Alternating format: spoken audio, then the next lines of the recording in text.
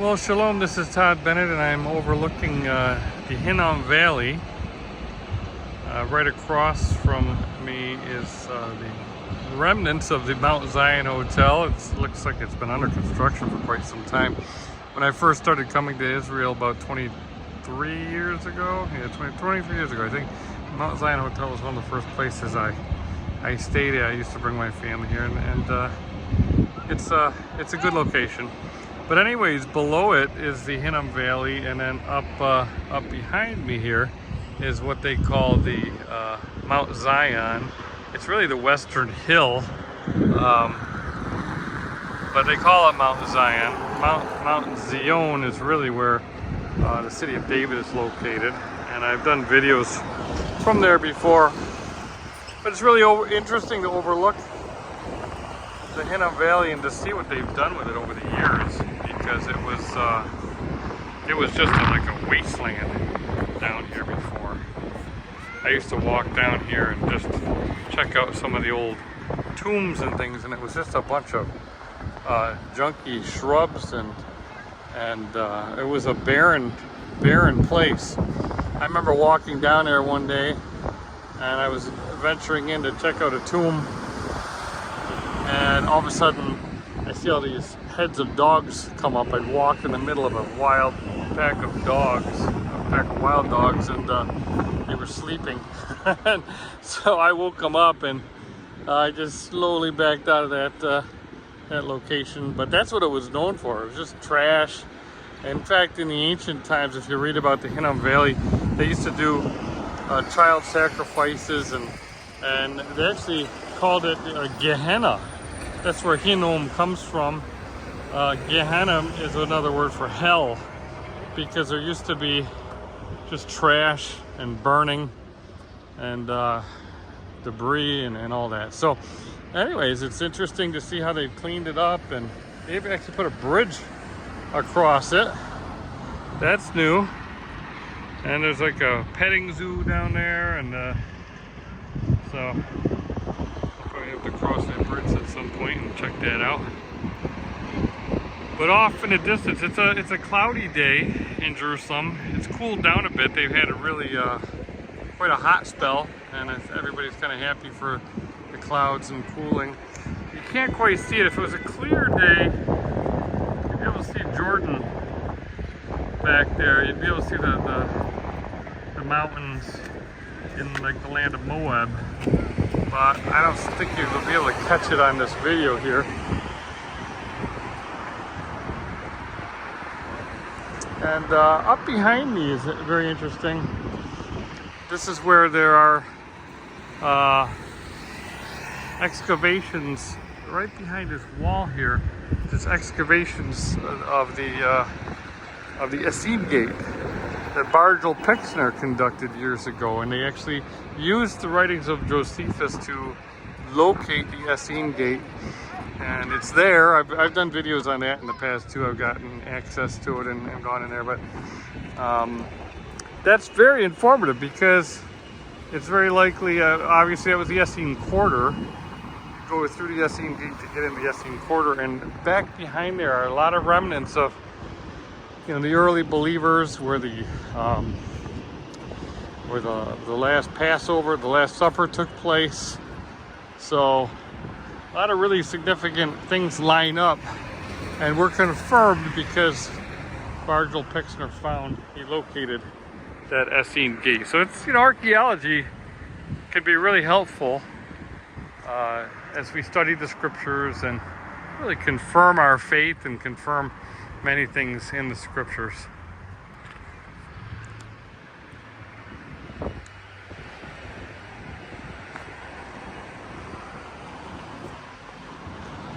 So if you follow the Hinnom Valley down, it keeps going down, down, down, and you get down to the base where it splits off. You can head out to the Dead Sea, which goes out that way, okay? Or it can, you'd hang a left, and there would be the Kidron Valley, which splits between the old city, the Temple Mount area, and the Mount of Olives. And I think I've done some videos in the Kidron Valley before. But anyways, there's the middle valley that runs up the middle of the city is the Tyropian Valley. And that's kind of filled in with debris, so you can't distinguish that valley. So basically you see two valleys here, the Kidron and the Hinnom valleys.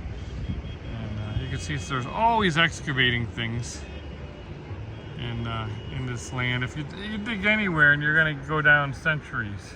And of course, Jerusalem was a city that was, you know, experienced many battles, and so whenever a conquering army would come, they would siege it, and they would you know, tear down walls and embankments and all sorts of things. So you have all sorts of debris surrounding this area and this city, and if you start digging, you'll find a lot of things here.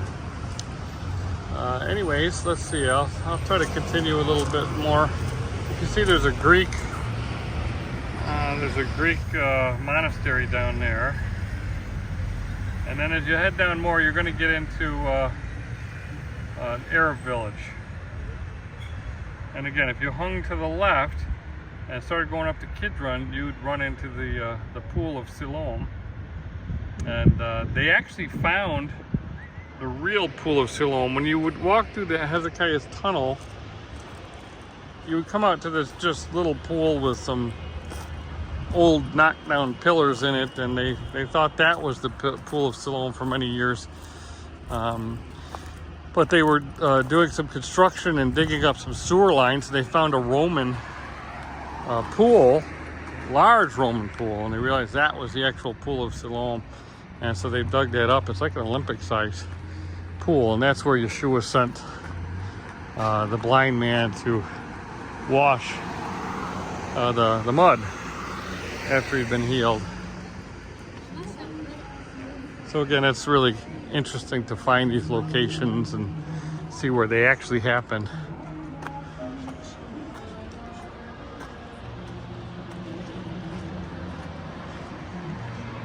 So yeah, that's they got a sign there, Mount Zion excavation. Like I said, they call this Mount Zion here, but it's really the Western Hill, revealing the walls of ancient Jerusalem. So that's pretty neat that they're locating the original walls, because the walls that you see now in modern pictures, those are from the Ottoman Empire.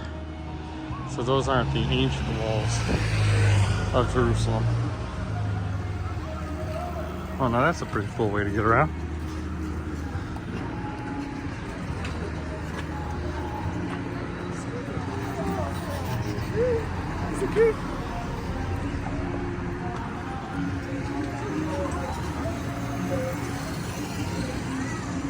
So today is day one of the Feast of Sukkot. For the Jews, they're on their second day. So, you know, as we get up into the Jewish quarter, you should start to see a lot of people, celebrations, and all that. So this is the Jewish quarter here.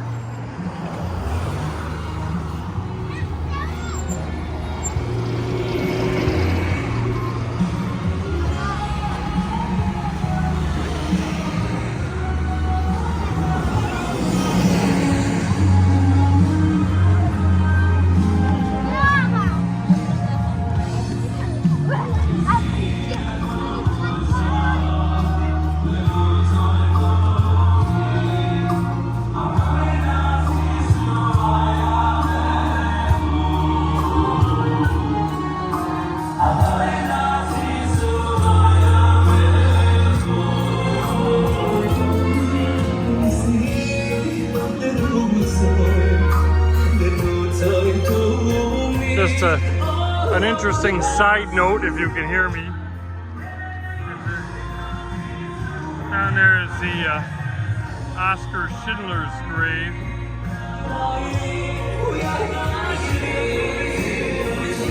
They like their music loud.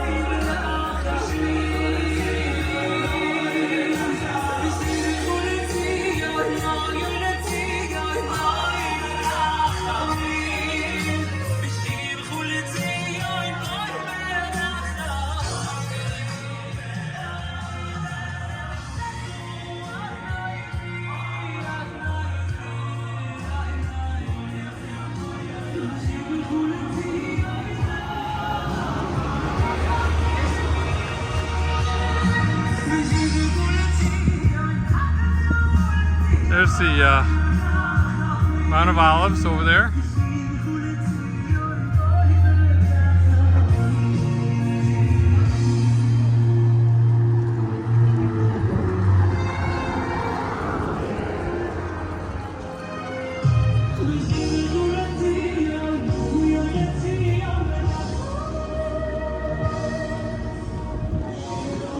You know, while I'm here, this is interesting. I've gone down here before. It looks like it's closed, but this is where the tradition holds that Peter was when he denied Yeshua the 3 times. And they actually have a prison there, and they say that that's where Yeshua was being held. And that's a Christian site. You got a better view of the Mount of Olives there. We'll go up into the Jewish quarter here.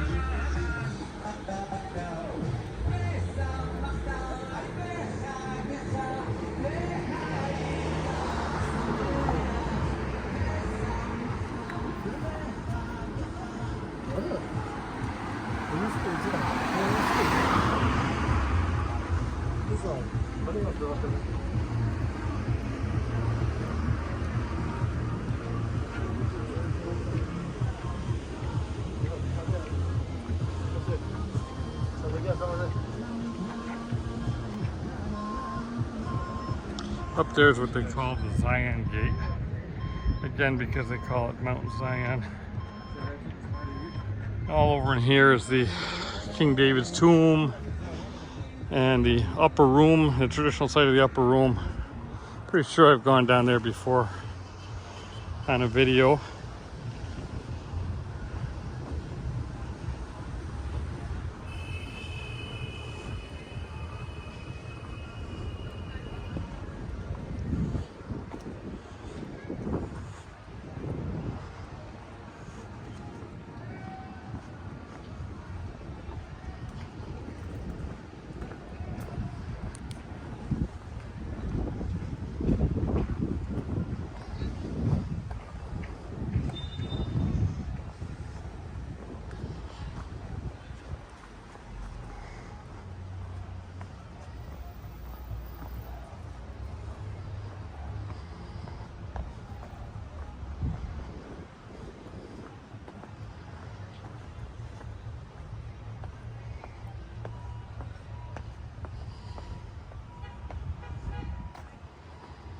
You can see how we're walking along the wall, and you can start to see the Mount of Olives even more. And off to the right of the Mount of Olives, the sloping area, right behind that light post, you can, that's where they would walk around to get to where Yeshua, the path essentially that he would take when he went from Bethania or Bethany into Jerusalem. They would, they wouldn't go over the top of hills. They would go down along valleys, take the easiest route. So when we talk about Yeshua's last week and his going back and forth from Bethania to Jerusalem, that's the route he would take, down in that valley where you see all those Arab houses. So just to get your bearings a little bit. And this is a really interesting site because this is James Tabor. He's a pretty neat archaeologist, and I've followed him for years, his different writings and works and such. He's a really good Hebrew scholar, very honest guy, I think.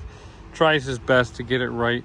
So he was in charge of this dig along with Shimon, I can't remember his name now. Anyways, the two of those, Shimon Gibson, the two of them have overseen this dig for quite some time. They call it the Mount Zion dig. And I actually wanted to get on this digging work. They found some gold coins and such, and obviously its proximity in Jerusalem to all the things we're interested in would be a great dig to be on.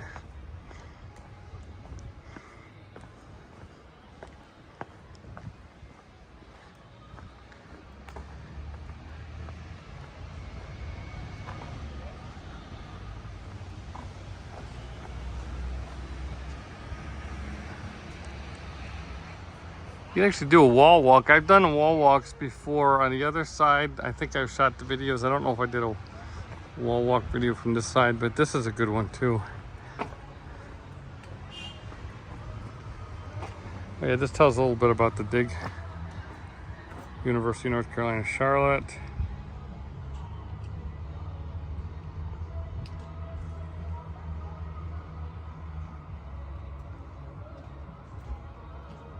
So I got a multi-room structure from the Second Temple period, late 1st century BCE. So, you know, that would be a structure that probably would have been in existence and in use during Yeshua's time. So it's great to get down to those sites that are relevant to our faith and the Messiah's time here. A lot of things you'll see here in Jerusalem are well beyond that. Again, all the destruction levels and layers of destruction. Not too often did you get down 2,000 years, Second Temple period.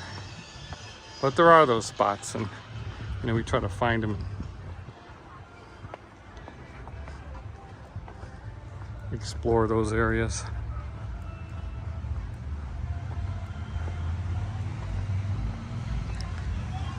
So this is probably one of the quietest sides of Jerusalem. And the reason is generally because there's this road out here, and there's a lot of road traffic, bus traffic. So cars take this way. A lot of people, if they're gonna walk, will go into the Jaffa Gate and walk through the city into either the Christian quarter, the Armenian quarter, the Muslim quarter, or the Jewish quarter. So a lot of the walk traffic goes in through the New Gate. The Muslims generally use, and the Arabs use the Damascus Gate and Herod's Gate primarily, and Lion's Gate. So the Muslim quarter is pretty significant. They use a lot of those gates.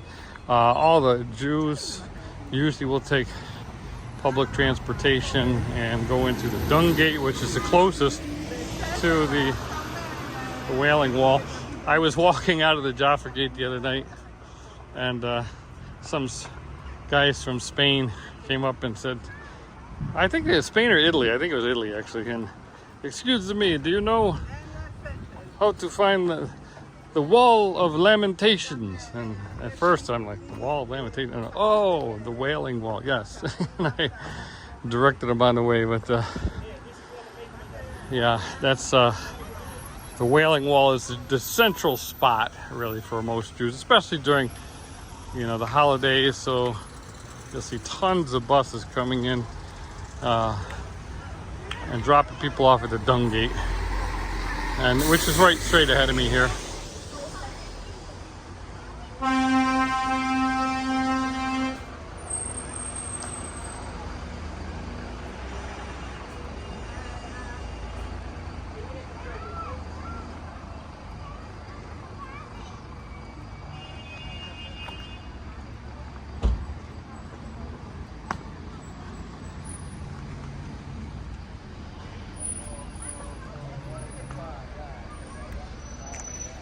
You know, this has the earmarks of a mikvah. Sometimes they would go down one side and then come up the other.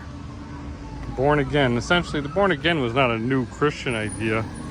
When you came out of the waters of immersion, symbolically you were becoming born again.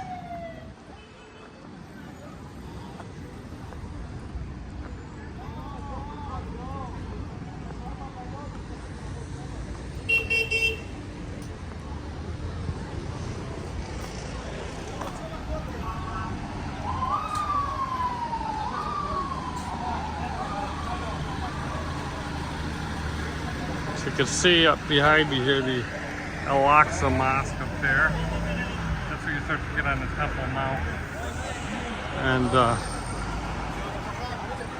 that's the mosque. The Dome of the Rock is not officially a mosque. A lot of people think it is, but the Al-Aqsa Mosque is the main mosque up there.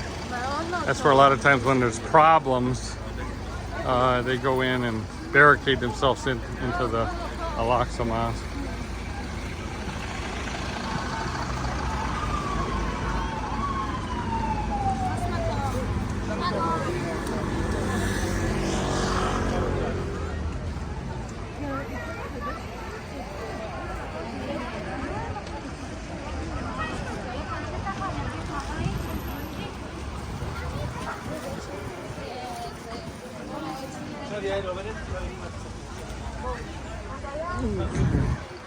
Yeah, so there's a pretty good shot of the Mount of Olives, and there's actually a tradition.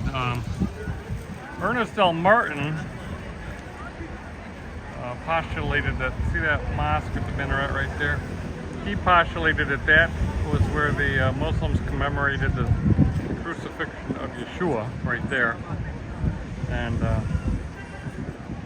again, that would have been, like I said, there's the Mount of Olives over here, and then there was a main road over here which went from way out from Jericho through Bethania, house of the poor, through Bethphage, house of the unripened figs, and Bethpage was where Yeshua rode the donkey in from there, and that would have been a main route for the tourists to come in.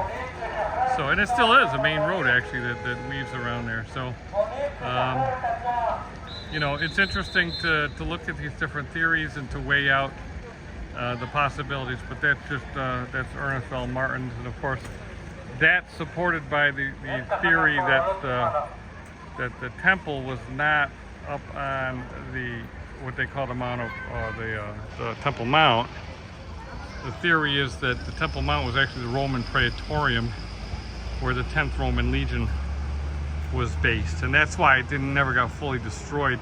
You know, Yeshua said not one stone would be left unturned, and of course there's lots of stones that are still there, and they say, well, that's just the retaining wall, that's not the temple. But you know, the Romans would have kept Roman territory, and that's the one structure that remained even after both the revolts. So you know, there's a lot of weight to the fact that maybe the crucifixion was over there and the temple was over down below it, over by in the city of David area. And of course, when they walked out of the temple in Matthew 24, Mark 13, Luke 21 is questionable whether that was the Olivet Discourse or not.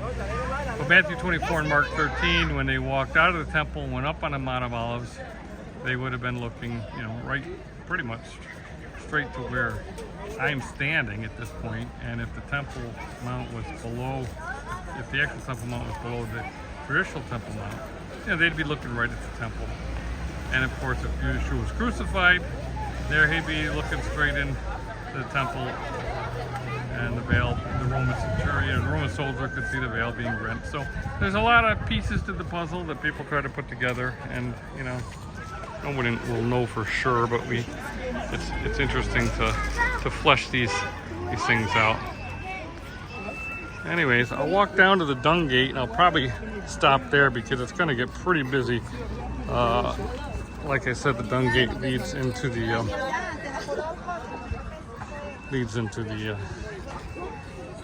Temple Mountain area, or the Western Wall area.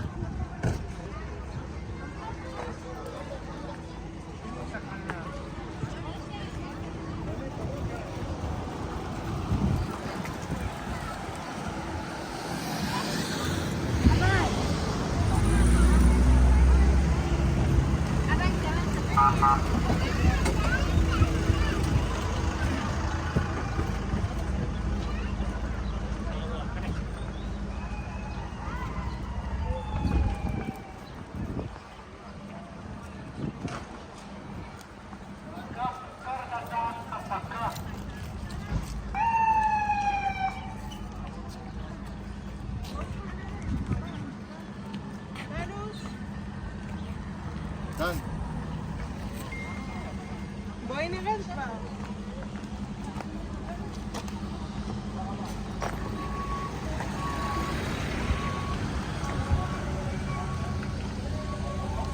Okay, here's the Dung gate, and you can already see the line forming from here for the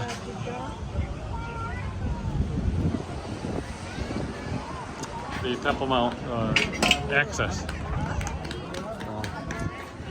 Maybe I'll try to get up there on this trip too. Okay, well, I hope you enjoyed this this little walking tour. And until next time, this is Todd Bennett from inside the Dung Gate, the old city of Jerusalem. Hag Sameach. New Delhi.